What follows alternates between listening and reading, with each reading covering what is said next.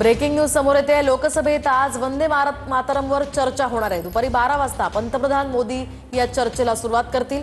वंदे मातरमला 150 वर्ष पूर्ण झाली आहेत आणि त्या पार्श्वभूमीवर आज लोकसभेत यावर चर्चा होणार आहे। खरं तर यावरून चांगलंच राजकारण सुद्धा गाजलेलं होतं। महाराष्ट्रात सुद्धा याचे पडसाद उमटले होते।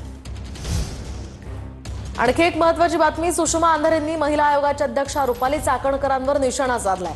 विक्रम चाकणकर नावाच्या व्यक्तीकडून काही नागरिकांची फसवणूक झाल्याचा आरोप त्यांनी केलाय। रुपाली चाकणकरांच्या दबावामुळे पोलीस विक्रम चाकणकरला मदत करत असल्याचाही आरोप सुषमा अंधारेंनी केलाय।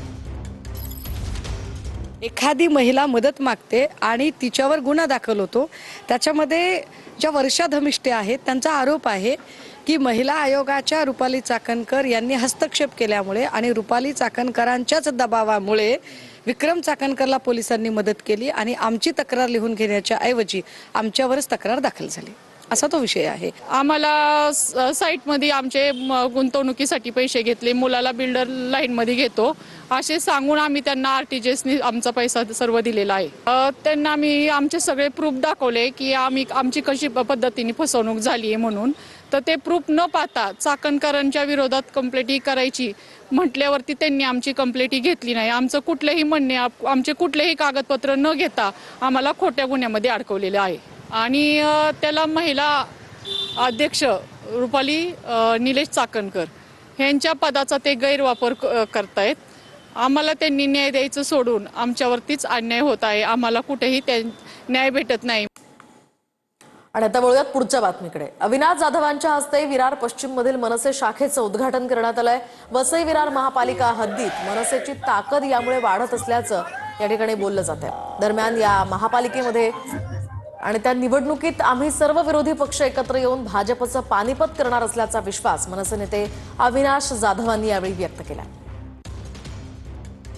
वसई विरारमध्ये महाराष्ट्र नवनिर्माणचे मागच्या काही वर्षात प्रचंड मोठ्या प्रमाणात पसरलेली आहे आणि येणाऱ्या निवडणुकीमध्ये महाराष्ट्र नवनिर्माण सेनेची ताकद ही संपूर्ण वसई विरारमधील सर्व राजकीय पक्षांना कळेल।